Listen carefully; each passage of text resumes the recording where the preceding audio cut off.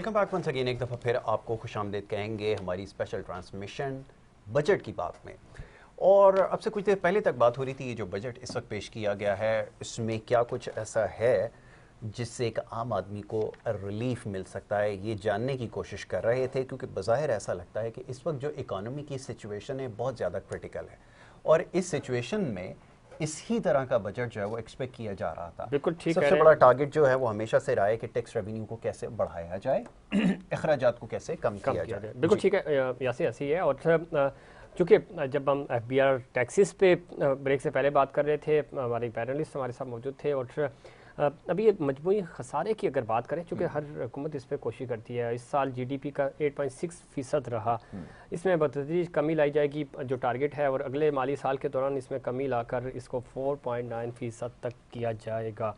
और साथ ही ये कहते हैं जी मजमूई प्राइमरी बैलेंस जो GDP का मनफी 2.4% रहा, इसमें बेहतरी लाकर अगले माली साल में इसको मस्बत 0.19% पर लाया जाएगा। ठीक है, अच्छा ठीक है। इसके बाद तजारती खसारा जो टारगेट है कि वो मिफ्ता इस्माइल साहब कह रहे हैं जी हमारी हुकूमत जो है बरमदाद में इजाफे के लिए इकदाम उठा रही है और तजारती तवाज़ुन अमल में लाया जाएगा, डॉलर की कीमतों में बैलेंस लाया जाएगा।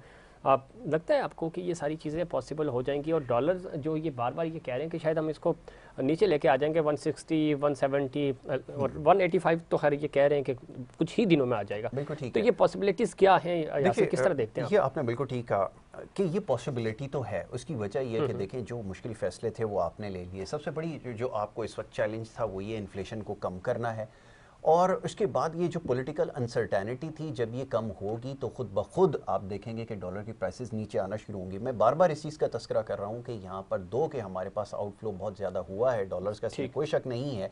और मैं बार बार एक इस्तेलाह इस्तेमाल कर रहा हूँ कि कैश स्टाविंग इकॉनमी हमारी है, जहाँ पर हमें कैश फ्लोज हमारे ठीक नहीं है।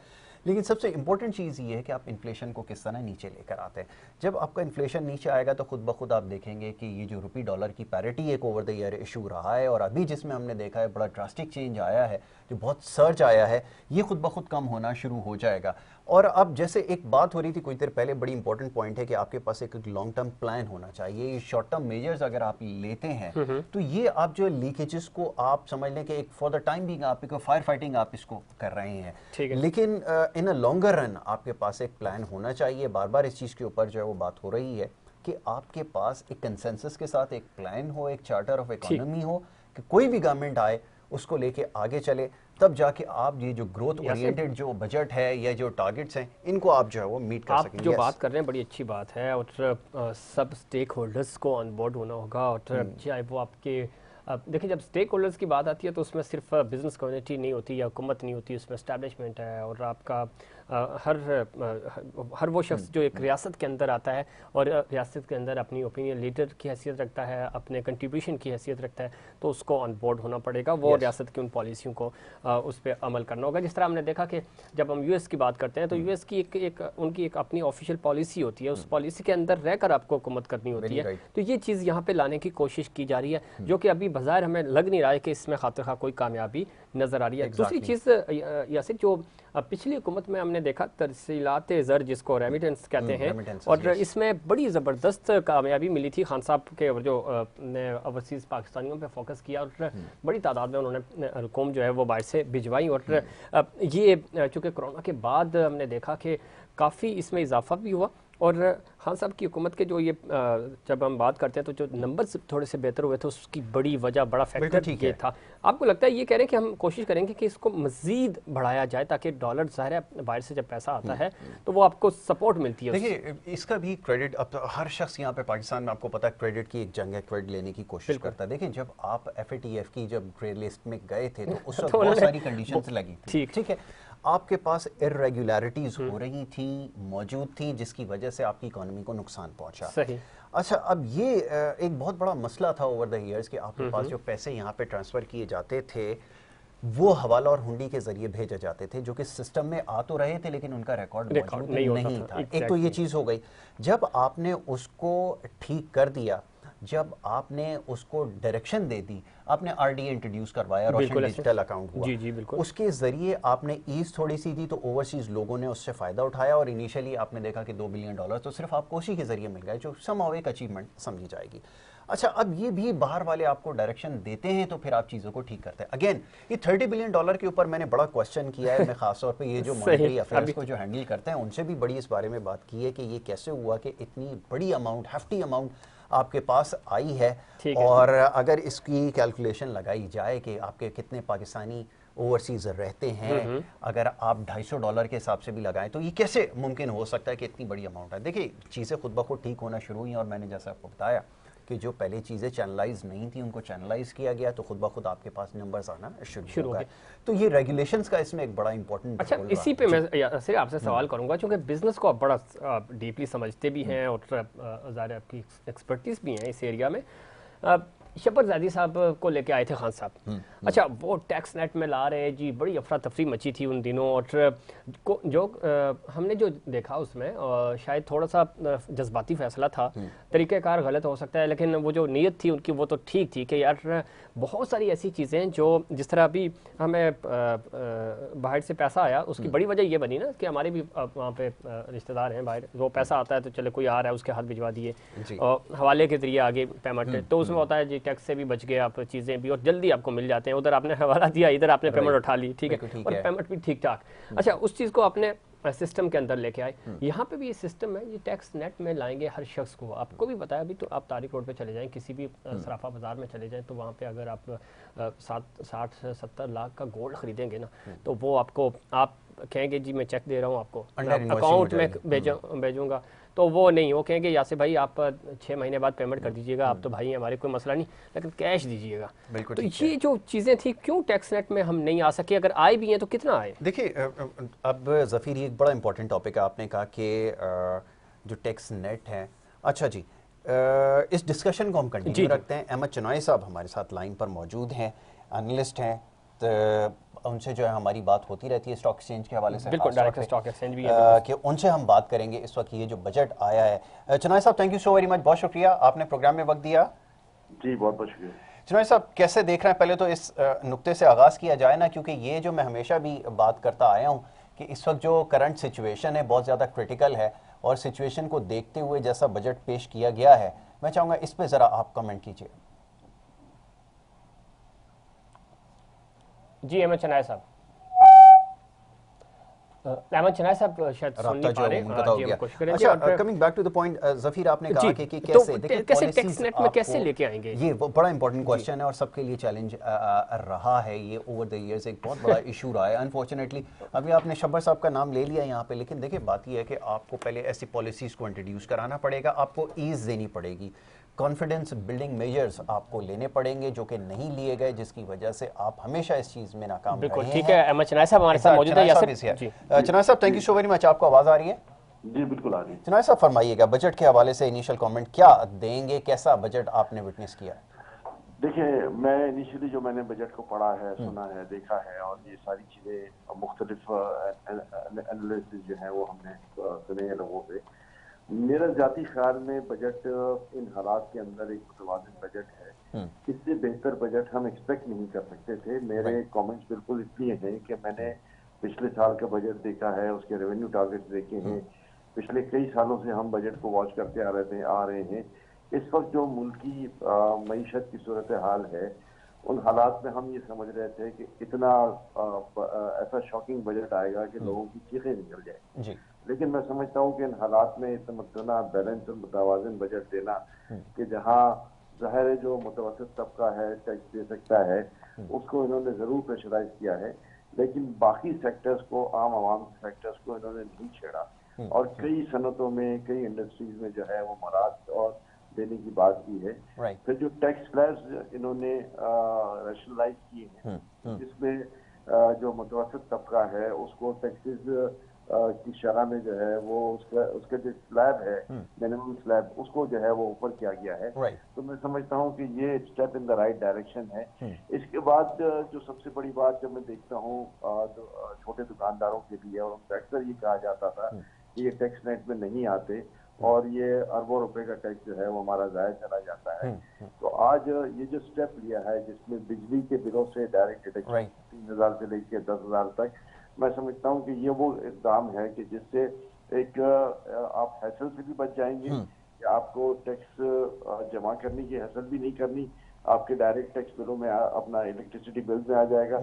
دوسرا جو ایک بیوروکریسی ہے کہ جہاں آپ کو لائر کی ضرورت بھی پڑتی ہے، جہاں آپ کا انٹریکشن جو ہے وہ انکم ٹیکس آفیسر سے بھی ہوتا ہے، اس سارے اسٹیپس کو ایلیمینیٹ کر کے آپ کی بجلی کے کنزمپشن کے اوپر جو ہے وہ 3,000 سے 10,000 کا ٹیکس ہے سالانہ، جو میں سمجھتا ہوں بالکل پینٹس ہیں، اور جو بالکل step in the right direction ہے کہ یہ سارے لوگ جو ہیں وہ ٹیکس نیٹ میں آہستہ آہستہ آ جائیں. یعنی پرووائڈیڈ سرکمسٹانسز میں یہ بیسٹ وہ جو پاسبل آپشن تھا آپ کے پاس کہ آپ کس کے ذریعے ٹیکس کلیکٹ کر سکتے ہیں. اچھا، ایک جو ہمارے ہاں ایک عام آدمی، ایک لے مین ہے، وہ یہ اب اس سوال کر رہا ہے کہ آپ 6% سے بیک ٹو 5%، اور اگر اس کی طرف آپ جائیں گے تو یہ جو ڈکلائن ہے اس کی ضرورت کیوں پیش آئی ہے؟ ہمیں تو ہونا یہ چاہیے تھا کہ تھوڑا سا ایمبیشس ہو کے سوچتے، ٹارگٹ کو اپ سائڈ پہ رکھتے، اور یہاں پہ جو ہم نے نیچے رکھا ہے اس کی کیا وجہ سمجھ میں آتی ہے؟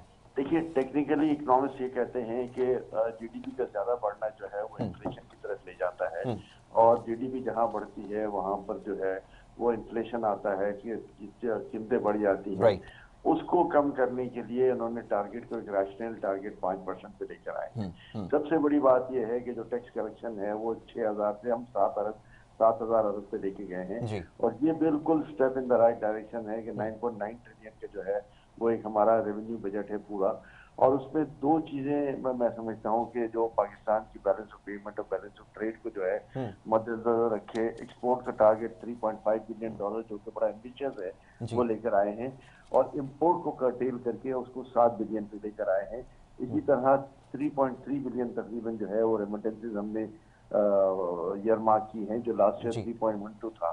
تو میں سمجھتا ہوں کہ جو بیلنس آف ٹریڈ ہے اس میں جو ہے وہ خاصا ہمارا جو ایک گیپ تھا اس کو فل اپ ہم کر پائیں گے.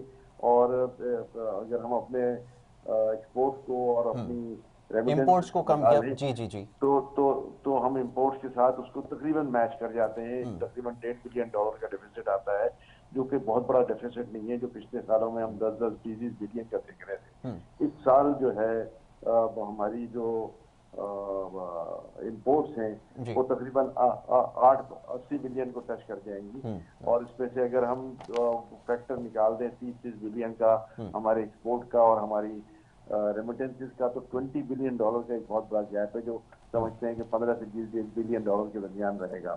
اس گیپ کو کم کر کے $1.5 بلین پہ لانا، میں سمجھتا ہوں یہ ایک اچھا ٹارگٹ ہے، اور حکومت کو اس پہ توجہ دینے کی بہت ضرورت ہے. بالکل ٹھیک ہے، لیکن اگین پالیسیز کا کنسسٹنٹ ہونا یہ سب سے زیادہ امپورٹنٹ ہے. لیکن آپ کیونکہ گورنمنٹ کے پاس ٹائم کم ہے، اور ایم ایس صاحب نے بالکل ٹھیک کہا کہ اس وقت جو ہمارے کرنٹ سچویشن ہے اس کو دیکھتے ہوئے تو ایک بڑا بیلنس بجٹ جو ہے وہ نظر آتا ہے. ایم ایس صاحب لائن پہ ہی آپ رہیے، اسٹوڈیوز میں عتیق الرحمان صاحب ہمیں جوائن کر چکے ہیں. عتیق الرحمان صاحب کو خوش آمدید کہیں گے، اینالسٹ ہیں، اکانومسٹ ہیں، ان سے ہم ذرا بات کریں گے. عتیق بھائی، تھینک یو سو ویری مچ، بہت شکریہ پروگرام میں وقت دینے کے لیے. یہ تھوڑا سا بجٹ کے حوالے سے بھی بات ہو رہی تھی، ٹارگٹس کو ہم دیکھ رہے تھے کہ لاسٹ ایئر ہم نے میٹ تو کر لیا سم ہاؤ، لیکن اگین کنسرنز ابھی بھی موجود ہیں. وہ سسٹینیبلٹی جو ہے وہ پریویل نہیں کر رہی، وہ کیسے آئے گی اگر پولیٹیکل انسرٹینٹی رہے گی ایٹ دا سیم ٹائم؟ یس، دیکھو ٹھیک کہا آپ نے. بات ساری یہ ہے کہ ابھی تو کموفلاج ہے بجٹ، فائنینس کا بل آئے گا تو ہم زیادہ تفصیل سے بات کر سکیں. لیکن ایک طالب علم ہونے کی حیثیت سے معیشت کے جو کچھ میں سمجھ پایا اس بجٹ کو دیکھ کر وہ آپ سے تھوڑا سا عرض کرنا چاہ رہا ہوں. اور وہ یہ ہے کہ میں ہمیشہ ایک چیز کی بات کرتا ہوں، جس چیز کی فکر مجھے ہے وہ یہ کہ پچھلے دنوں ان حالات میں جو سب سے زیادہ کرش ہوا ہے وہ مڈل کلاس ہے. اچھا، مڈل کلاس کا یہ حال ہے کہ ان کے پاس ایک جو سب سے بڑا پرابلم ہے وہ پرابلم ہے ہوش اربا مہنگائی. اچھا، اس مہنگائی کو ہم کسی طرح کنٹرول نہیں کر پا رہے. 11.34% کا ایک فگر آتا ہے سامنے انفلیشن کا، لیکن وہ بڑھ کے کوئی 16% پہ پہنچ گیا، اور میں آپ کو چیلنج کے ساتھ کہتا ہوں کہ کچھ دنوں میں وہ 20% پہ جا رہا ہے. اس کے علاوہ میں آپ کو ایک بات بتا رہا ہوں کہ جب یہ مڈل کلاس اتنی زیادہ تنگ ہے، اتنی پریشان ہے، اس کی زندگی اتنی محال ہو گئی ہے، تو ایک اندازہ ہوتا ہے کہ مڈل کلاس گر کر ایک لوور مڈل کلاس بن گئی, پاورٹی لائن کے قریب آ گئی. اب اس کے ساتھ ساتھ ایک پیرالل پرابلم اور چل رہا ہے یاسر, اگر آپ اس کو غور کریں تو وہ ہے havoc of electricity, load shedding اور الیکٹرک کا نہ ہونا, اور پھر اس کے بعد ایک بڑے بڑے بلوں کا آنا. ابھی جو انفلیٹڈ ریٹس آ گئے, مزید ان کو پر ایڈ بیک ہو گئے, تو اب جو نیا بل آئے گا تو ہوش اڑ جائے گا لوگوں کا, ٹھیک ہے. تو ایک طرف آپ دیکھ رہے ہیں کہ مڈل کلاس پس رہی ہے مہنگائی سے چیزوں کی, آپ اس کو کنٹرول نہیں کر پا رہے, مانیٹرنگ نہیں کر پا رہے, مانیٹرنگ ٹوٹلی فیلیور ہے. مثال دے رہا ہوں کہ اگر سبزی منڈی سے ایک چیز چلی ہے اور وہ اینڈ یوزر تک جو کنزیومر ہے تک پہنچتی ہے, تو بیچ میں 25 میڈل مین ہیں جو اس کی کاسٹ کو بڑھاتے چلے جا رہے ہیں. آپ کو کوئی ایسا سسٹم لانا ہے, چاہے بجٹ ہو چاہے آپ کا کوئی اور بھی طریقہ کار ہو, جس میں صورتحال یہ بنے کہ آپ پرائس کنٹرول کریں, آپ مانیٹرنگ کریں, سپرویژن کریں اس بات کی کہ لوگوں کو چیزیں سستی ملیں, وہ بازار جائیں تو وہ اس کو خرید سکیں. ابھی کیا کوئی ایکسٹرا آرڈینری چیزیں تو لوگ نہیں خرید رہے, کوئی لگژریز پہ نہیں جا رہے, ان کے بچوں کے اپنے کھانے کی چیزیں نہیں ہیں, ایک بات. دوسری طرف الیکٹرکسٹی کے اس ہیوک کو, اس ڈریگن کو کنٹرول کرنے کے لیے ان کو چاہیے کہ آلٹرنیٹس پہ کام کرے, سولر پہ کام کرے, ونڈ پہ کام کرے. تو سولر پہ بات کر لیتے ہیں کہ سولر پہ انہوں نے 17% جو جی ایس ٹی لگا تھا وہ تو وڈرا کر دیا, وہ تو کافی دن سے کہانی چل رہی تھی. لیکن ساتھ ساتھ کوئی ایسا بھی تو کرے نا کہ ہر چھوٹے گھر پہ, ہر بڑے گھر پہ, ہر کاٹیج انڈسٹری پہ, ہر چھوٹی فیکٹری پہ, ہر بڑی فیکٹری پہ, ہر گلی پہ, محلے پہ سولر لگاؤ, تو رات کو پنکھا چلتا ہو اور وہ آرام سے سوتا ہو, اس کو یہ خوف نہ ہو کہ اس کو بجلی کا اتنا بڑا بل دینا پڑے گا یا بجلی جو ہے وہ چلی جائے گی. ٹھیک ہے, یہ اتنے بڑے پرابلمز ہیں جو بجٹ کی سائیکل میں گھوم رہے ہیں. ان دو پرابلمز کو اگر آپ کاؤنٹر کرنے پہ کامیاب ہو جاتے ہیں تو آپ سمجھتے ہیں کہ آپ نے ایک اچھا بجٹ دیا, آپ نے ریلیف دیا. ایک ہی ریلیف مجھے نظر آئی ہے, وہ ریلیف یہ نظر آئی ہے کہ سیلریڈ کلاس کو انہوں نے 6 لاکھ سے لے کے 12 لاکھ کی طرف کر دیا بس. تو اس کے علاوہ آپ مجھے بتائیں کون سا ریلیف ہے ہیلتھ پہ. آپ اگر بجٹ کے تھوڑی سی قطع کلامی کی معافی چاہتا ہوں, بہت گزارش آپ سے. ہیلتھ پہ آپ لے لیں, انسان سے سکتا ہے دوائی کے لیے, 24 بلین روپے رکھے سے 24 بلین روپے سے کیا ہوگا؟ کون دوائی کھائے گا, کون علاج کرائے گا, کون اپنا آپریشن کرائے گا؟ ایجوکیشن پہ اتنا چھوٹا سا رقم رکھی ہے, کون اپنے بچوں کو پڑھائے گا, کس سے کرے؟ دیکھیے پڑھا تو سکتا نہیں, علاج تو کرا نہیں سکتا. اب حکومت کی طرف ہی دیکھ رہا ہے نا, تو حکومت نے کیا کیا اس علاج کے لیے, ان کے لیے کیا کرا؟ کیا ہے؟ میں سولر, ہیلتھ اور ایجوکیشن پہ بات کروں گا اور مڈل کلاس پہ بات کروں گا. اس کے علاوہ جتنی باتیں ہیں وہ میں نہیں کروں گا. آپ اسے وہ سوال نہ پوچھیں کیونکہ وہ سب جگلری نہیں پوچھ رہے آپ, چونکہ بات بڑی زبردست کر رہے تھے, آپ بڑی اچھی بات کر رہے تھے. میں اسی طرف آنا چاہ رہا تھا کہ ایک پوائنٹ باقی پینلسٹ بھی ہمارے ساتھ موجود ہیں, ان کی طرف بھی جائیں گے. آپ جو بات کریں عام عوام کے لیے, انہوں نے یہ کہا کہ 3 مہینے کے لیے, ابتدائی 3 مہینے کے لیے ہم نے 214 ارب روپے کی اضافی سبسڈی دی ہے, اور اس میں جو 2000 روپے یہ لوگوں کو دے رہے ہیں نا, غریب لوگوں کو 2000 روپے وہ ہوں گے, اور ساتھ ہی ساتھ جو ٹیکسز کی بات کرتے ہیں بجلی کی مد میں یہ 2000 سے زیادہ جو ہے وہ واپس وصول بھی کریں گے. تو اس کو کیسے دیکھتے ہیں؟ اب 2000 میں کیا کر سکتے ہیں؟ نہیں تو 2000 دے رہے ہیں تو 2000 سے زیادہ تو آپ نے بجلی کے بل پہ ٹیکس بڑھا دیے. آپ 2000 میں کیا ایڈیشن کریں گے اپنی فیملی کے لیے ریلیف یا بینیفٹ؟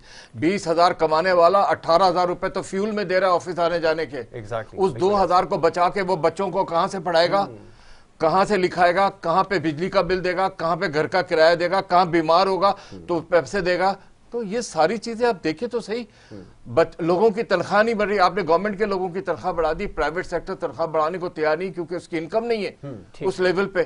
تو یہ ویلڈ نہیں ہوتا یہ 2000 والا سوال. 2000 بڑھا دیا تو کیا ہو گیا؟ 2000 میں کیا کمپوزیشن آ رہی ہے, کیا پریمیم نکل کے آ رہا ہے؟ لیکن اس میں 2000 بڑھا کے 4000 وصول کر رہے ہیں نا, یہ بھی ایک ٹیکٹس ہے. اس پہ مزید بات کر رہے ہیں. میں جوائن کیا ہے اینکر پرسن ردا سیفی نے, نیوز لائن پروگرام کی ہوسٹ ہے. ردا خوش آمدید کہتے ہیں آپ کو ٹرانسمیشن میں.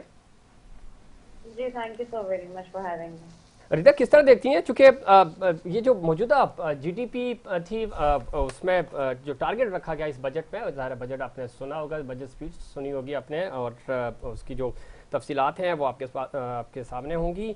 سلو ڈاؤن کیا گیا ہے, اس کی کیا وجہ ہے؟ کیوں یہ حکومت جو ہے, ہم نے دیکھا کہ ماضی میں جتنی بھی حکومتیں آئیں وہ جی ڈی پی کو میں اضافہ دیکھنا چاہتی ہیں, انہوں نے اس کو 5 تک محدود کیا, کیا وجہ ہے؟ دیکھیے سب سے پہلے تو بجٹ دیکھ کے بڑی مایوسی ہوئی کہ اس میں کوئی خاطر اچھا پروگریسو بجٹ نہیں تھا. اس طرح سے جس طرح سے मिस्टर इस्माइल साहब बहुत फरमा रहे थे 2 दिन से कि जी प्रोग्रेसिव बजट होगा, प्रोग्रेसिव बजट होगा। How could it be progressive budget? आपने इसके अंदर कौन से रिलीफ ऐसे दे दिए आवाम को जिसके लिए आप कह रहे हैं कि प्रोग्रेसिव बजट होगा? सबसे ज्यादा तो आप देखें अगेन वही कि तनख्वाहदार तबके के ऊपर आपने कोई रहम नहीं किया। आप ये कह रहे हैं एक तरफ again there is a very very much confusion which is prevailing continuously कि आप एक तरफ ये कह रहे हैं, मैं देख रही थी इस बजट स्पीच में भी और फाइनेंस बिल में भी, कि आप एक तरफ कह रहे हैं कि जी 1 लाख रुपए तनख्वाह जिसकी होगी उसके ऊपर टैक्स नहीं आयद होगा, फिर आप सालाना कह रहे हैं कि जी 12 लाख से शुरू होगा। तो आप क्या, आपको कैलकुलेटर नहीं है आपके पास? आपको कैलकुलेट करना नहीं आता कि अगर कोई 1 लाख रुपए तनख्वाह वाला है तो ऑफ कोर्स ऑब्वियसली बात है 12 महीने 12 लाख ही बन गए। फिर आप आगे से कह रहे हैं कि जी वो जो उससे ज्यादा ऊपर पैसे कमा रहे हैं 24 से 36 लाख के ऊपर आप कह रहे हैं कि जी 84,000 अलग देने हैं और उसके अलावा 12.5% अब अलग बात कर रहे हैं। आप क्या बात कर रहे हैं? मतलब ये पैसे कुछ भी नहीं है। आप अगर एक बजट बनाते हैं right now if we form a budget of any nominal house, मैं अभी से कमर्शियल उसकी तो बात ही नहीं कर रही, वो तो वहां तो जो सफाई मचाई है वो तो है ही अलग। मैं एक आम घर की बात कर लेती हूँ। एक आम इंसान के घर का अगर बजट होता है, आप स्कूल की फीस निकालें, बच्चों की दवाइयों और हेल्थ का निकालें, आप बिजली का बिल, गैस का बिल, वाटर बिल, रेंट पे अगर कोई रहता है तो उसका वो रेंट निकालें, तो आप ओवरऑल ऑल टुगेदर इसको प्लस कर लें तो आप कहाँ लेके जा रहे हैं? फिर फ्यूल प्राइसेस के ऊपर आप अगेन कह रहे हैं कि जी हम मजीद लेंगे इस पे टैक्स। तो आप किस तरह से चीजों को मैनेज कर रहे हैं? मुझे अच्छा चलिए ये बताएं, ठीक है, घर में ये बताएं कि ये ओवर द मंथ्स पॉलिसीज जो है जी, अच्छा ये एक्सप्लेन कर दें कि जो पिछले जो पॉलिसीज को टो करते आए हैं उनमें कौन से इन्फ्लेशनरी मेजर्स थे जिसको आप समझती है कि कट डाउन करने की जरूरत थी? सॉरी एक तो आवाज कट रही है। अच्छा मैंने आपसे पूछा कि ये जो ओवर द मंथ जो इन्फ्लेशनरी मेजर्स थे उनको कट डाउन करने के लिए कौन सी पॉलिसीज अडॉप्ट करनी थी? जी जी बिल्कुल, आप यासिर बिल्कुल ठीक कह रहे हैं कि जो पिछले दिनों में जो इन्होंने एक बर्डन लेकर आए, एक सुनामी लेकर आए जिस तरह से लोगों के ऊपर, और उसको कम करने के लिए यू आर एब्सोल्युटली राइट, इसमें हमें कुछ नजर नहीं आ रहे मेजर जो इन्होंने लिए जिस तरह से। प्लस एक चीज और है जो कि बहुत इंपॉर्टेंट है, वो ये कि जब भी इनकी गवर्नमेंट आती है नून लीग की, एक चीज बहुत इंपॉर्टेंट यहाँ पे जो समझने की है, और खास तौर पे मिस्टर इस्माइल साहब को तो मैं हैरान हूँ इस बात पे, और मुझे समझ में नहीं आ रहा है कि वो कहाँ से जो है वो लाइंस ले रहे हैं या क्या कर रहे हैं। क्योंकि एक चीज ये थी कि इन्होंने ये कहा था कि हम आएंगे तो हम वो मेजर्स लेंगे जो कि लोगों के ऊपर बर्डन, खासतौर पे जो सैलरीड तबका है और जो रेगुलर बेसिस पे आपका तबका है कमाने वाला, उसके लिए आसानियां होंगी। अब इस ओवरऑल आप बजट में अगर देखें तो आपको ऐसी कोई चीज नजर नहीं आ रही। प्लस एक चीज और जो कि बहुत इंपॉर्टेंट है, जिसका डे टू डे, ये जो हम पेट्रोल के ऊपर रोजाना की इस पे बात कर रहे हैं, आपको तो चाहिए था कि आप लोगों को कुछ रिलीफ देते। अच्छा एक चीज और, जो 2,000 रुपए की भी बात की है, अभी मैं सुन भी रही थी डिस्कशन, और जो पीएम ने कुछ दिन से 2,000 रुपए का एक नया राग लापा हुआ है। आई रिमेम्बर कि लास्ट गवर्नमेंट ने जब एहसास के मद में पैसे देना शुरू किए थे प्रोग्राम के मद में लोगों को, तो आप उसके ऊपर क्रिटिसाइज कर रहे थे कि इन पैसों से किसी का कुछ नहीं गुजारा हो सकता। आप यहाँ पे 2,000 रुपए रिलीफ के तौर पे देने की बात कर रहे हैं और आप समझ रहे हैं कि जी आप पता नहीं क्या कुछ कर रहे हैं, ऐसा नहीं हो सकता। प्लस दूसरी चीज ये कि जो पेट्रोलियम मसनूआत पर आप कह रहे हैं कि सेल्स टैक्स दोबारा वसूल करने का फैसला किया गया है, जो कि आइंदा वाली साल में कह रहे हैं कि जी 30 रुपए फी लीटर लीवी आयद करने की तजवीज दी गई है। अब आप मुझे बताइए, इस वक्त 210 रुपए के ऊपर ही कितनी ज्यादा आपकी इन्फ्लेशन और महंगाई हर सेक्टर में उभर कर आ रही है just because of petroleum prices के। एज पर द कॉन्ट्रैक्ट जो है ना, एज पर द कॉन्ट्रैक्ट जो है ना, ये चीजें इसको टो किया जा रहा है। लेकिन क्वेश्चन ये है कि अनटिल एंड अनलेस आपके पास पॉलिटिकल स्टेबिलिटी नहीं आती और तमाम स्टेक होल्डर्स अगर एक पेज पर नहीं होंगे, उसकी बात ही यही है, उसकी बात ही जब तक इलेक्शंस की डेट अनाउंस नहीं करेंगे, मैं आपको ये आज बता दूं, तब तक पॉलिटिकल स्टेबिलिटी नहीं आएगी। That is very much connected with your election state. जिस दिन आप इलेक्शन की डेट अनाउंस कर देंगे, लोगों को पता चल जाएगा कि अच्छा सिस्टम ने इस तरह से मूव करना है, क्योंकि स्टिल देयर इज अ अभाव व्हिच इज प्रिवेलिंग کہ جی کنفیوژن ہے لوگوں کے اندر کہ شاید ہی گورنمنٹ کل چلی جائے گی، پرسوں چلی جائے گی نہیں جائے گی، رہے گی نہیں رہے گی، الیکشنز کب ہوں گے. جب تک آپ اس چیز کو نہیں کلیئر کریں گے عوام میں، آپ یہ جو ایک کیوسک اور میس ہوا ہے بہت سیویئر قسم کا، جس نے آپ کی اکانومی کو شیٹرڈ کر کے رکھ دیا badly, you can't help to help it your economy کہ آپ اس کو اس طرح سے مینج کر لیں. آلرائٹ ٹھیک ہے. احمد چنوئی صاحب کی طرف چلتے ہیں. چنوئی صاحب یہ ابھی ڈسکشن جاری ہے کہ اب یہ جو پورا ایپیسوڈ ابھی آپ نے دیکھا کہ جس کے اندر ووٹ آف لو کانفیڈنس آیا اور اس کے بعد پھر ایک جو ایگزسٹنگ سیٹ اپ تھا جو گرو کرا تھا 6% سے، اس کے اندر ہم نے دیکھا کہ ایک جولٹ لگا آپ کی اکانومی کو.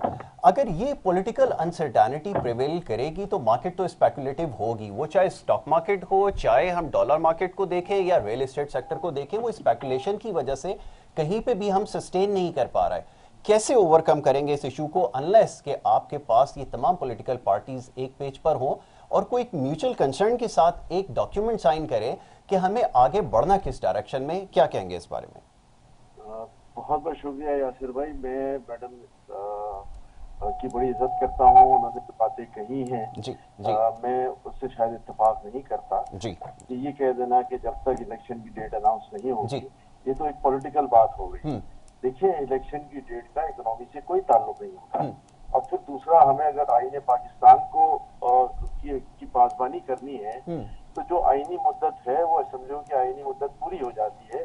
کسی فرد واحد کی ضد پر اس کی اناف ہے کہ نہیں جی میرے ساتھ زیادتی ہوئی ہے اور آپ فوراً الیکشن کروائیں، میں سمجھتا ہوں کہ یہ بات معیشت کے کسی طریقے سے نہیں جاتی. لیکن احمد صاحب یہ جو رضا نے جس چیز کو انڈیکیٹ کیا، میں بات پوری کر لیتا ہوں. جہاں تک ہم معاشی ترقی کی بات کر رہے ہیں، یہ جو ووٹ آف نو کانفیڈنس تھا، ظاہر ہے اس میں ایک بڑا ٹرموائل آیا، اس میں جو ہے جو ایک معاشی ترقی کا تسلسل تھا اس میں ضرور بریک لگا ہے، اس میں کوئی دو رائے نہیں ہے.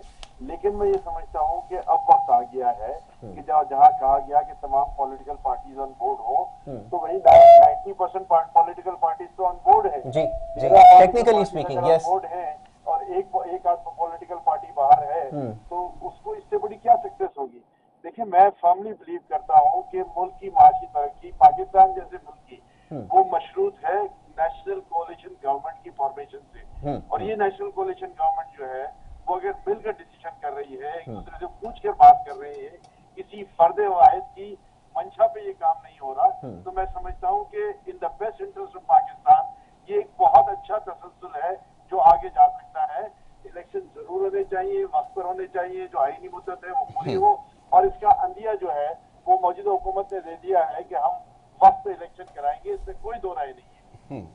بالکل ٹھیک ہے. ٹھیک ہے، آپ نے ٹھیک کہا کہ یہ ٹھیک ہے کہ کنسرن کے ساتھ ایک کنسرن کے ساتھ ایک پالیسی بلڈنگ ہونی چاہیے، اور یہ بھی بات ٹھیک ہے کہ چلیں آپ نے کہا کہ ایک سائڈ پہ ایک پارٹی اور باقی پارٹی ایک طرف. لیکن سوال یہ ہے نا کہ اب دیکھیں اوور آل آؤٹ لک اگر دیکھیں تو یہ پولیٹیکل ٹرموائل کی وجہ سے جو ہے وہ تھوڑی سی انسرٹینٹی آئی ہے. ان کا اشارہ جو ہے وہ اس طرف تھا کہ انسرٹینٹی ختم ہو جائے گی تو ایونچولی آپ جو ہے ان تمام چیزوں کو اوور کم کر سکتے ہیں. ٹھیک ہے آپ کی بات سے. دیکھیے میرے خیال ہے اب آپ لوگوں کو کوئی بات نہیں ہونا چاہیے، جو ڈیفیکلٹ فیصلے تھے وہ کر لیے گورنمنٹ نے، بجٹ بھی پیش کر دیا، اور انہوں نے یہ بھی کہہ دیا ہے کہ ہم اپنی آئینی مدت پوری کریں گے.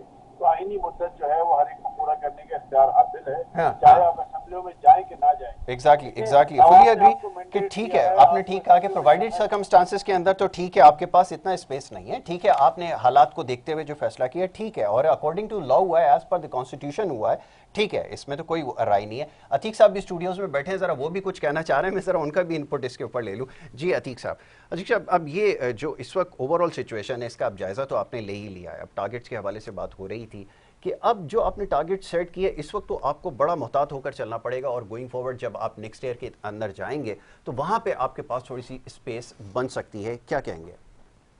نہیں، ابھی تو نیکسٹ ایئر بہت دور کی بات ہے. ابھی بات ہو رہی تھی تو میں اس بات کو رضا صاحبہ جو بات کر رہی تھی میں 100% ان سے ایگری کرتا ہوں. اور سولوشن یہی ہے کہ الیکشنز پہ جائیں اور الیکٹڈ ممبرز آئیں، کسی اتھارٹی کے ساتھ پھر کام کریں، اور اس طرح سے نہیں تو عتیق بھائی یہ جو ایگزسٹنگ سیٹ اپ ہے اس کے اوپر کیا پرابلم ہے؟ اس کا پرابلم یہ ہے کہ میں آپ کو صاف بتا دیتا ہوں.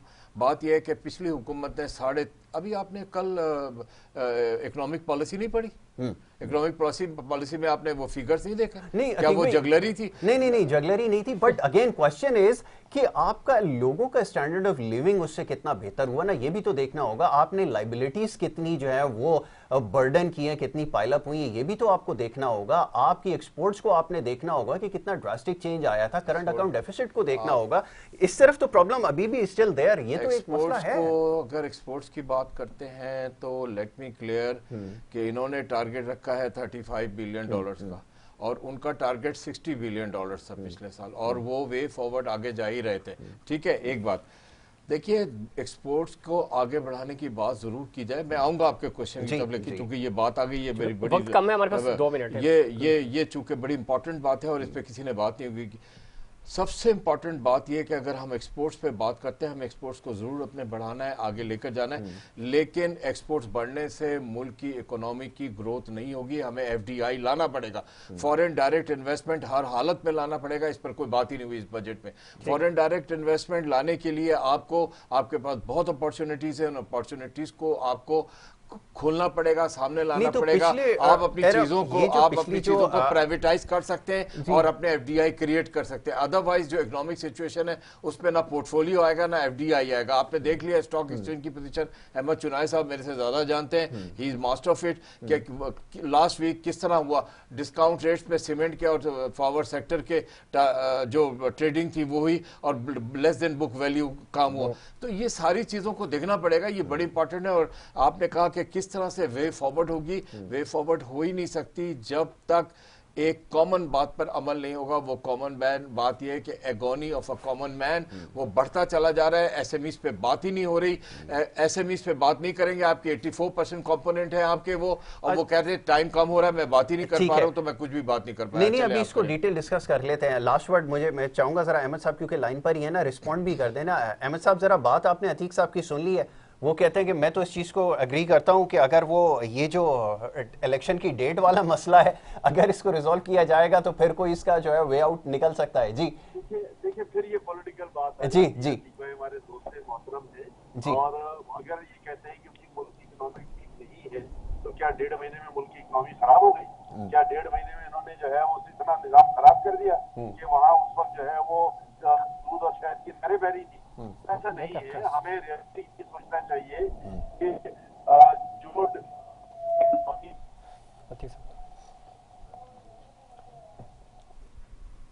अहमद चुनाई साहब की आवाज हम तक नहीं पहुंच रही। अतीक साहब आखिर पे आप कंक्लूड कर दें। हेलो जी, पिछली हुकूमत की बात, ये इस हुकूमत की बात नहीं हो रही है। हम लोग कोई पॉलिटिकल बात नहीं कर रहे, ये इकोनॉमिक की बात हो रही। मैंने हमेशा एक बात कही है और मैं ये बात अभी फिर कह रहा हूँ कि जो हमारा पॉलिटिकल चार्टर है ना, इसको हमको पीछे करना पड़ेगा, इकोनॉमिक चार्टर को आगे करना पड़ेगा। आज एक बात अच्छी हुई है कि उन्होंने इकोनॉमिक चार्टर पे बहुत अच्छी बात की है और कंसेंसस ऑफ इकोनॉमी पे बात की है। इस पर अमल किया जाए, इकट्ठे मिलकर बैठे और ये देखें कि हम अपने मुल्क की ग्रोथ पे किस तरह काम कर सकते हैं। ये मेन चीज, दैट इज वेरी इंपॉर्टेंट। अब इसके ऊपर गुफ्तगू कर लेते हैं। जी जी, मैं इसमें एक चीज ऐड करूं यहाँ से, प्लीज। आपको आवाज आ रही है? जी जी आ रही है। हाँ, मैं इसमें एक चीज ऐड करूं। मैं बिल्कुल अहमद चुनाई साहब मेरे लिए भी बड़े रिस्पेक्टफुल है, but I totally disagree the point which he has been raised up. ऐसा बिल्कुल नहीं है। आपकी तमाम तर मईशत का ताल्लुक डायरेक्टली और इनडायरेक्टली आपकी पॉलिटिकल स्टेबिलिटी से होता है, और उसकी सबसे बड़ी वजह रिसेंट पास्ट में अभी हमने देखा है, जैसे ही ये रिजीम चेंज हुई है उसके बाद आपने देखा जब जैसे ये धड़ाधड़ दौरे किए वजीर आजम ने, nobody was giving him a damn concern, और जिसको कहते हैं वैल्यू। आपके गारंटर्स जो पहले भी गारंटर्स थे, जो अभी भी गारंटर्स हैं, वही गारंटर्स बन के आगे जा रहे हैं, तो आपको कोई फेस वैल्यू मिल रही है। अदरवाइज आपकी वो वर्थ ही नहीं है कि आप आजादी किसी से it is actually turning out to be a political discussion. ये एक बड़ा वो है, आखिरी में कहा जा रहा है, वाइंड अप का कहा जा रहा है। नहीं, मैं सिर्फ इकोनॉमी की बात कर रहा हूं। मैं आपको बता रहा हूं कि वो जो बात कर रही है वो बिल्कुल ठीक है। We shall discuss it later. Thank you so very much. आप देखें कि इकोनॉमी तो क्या कंट्रोल हो रही है, डॉलर का तमाशा सुबह शाम को हो रहा है। इसको अभी कर लेते हैं, इसको आगे फर्दर डिस्कस कर लेते हैं। Thank you so very much, बहुत शुक्रिया। अहमद चुनाई साहब आपका thank you so very much, आप साथ रहे। रिता सफी आपका बहुत शुक्रिया, thank you so very much. और ये डिस्कशन हमारी जारी रहेगी। न्यूज ब्रेक की तरफ हमें जाना होगा। ब्रेक से जब वापस आएंगे तो इसको फर्दर डिस्कशन को आगे लेके चलते हैं। There are two school of thoughts. अब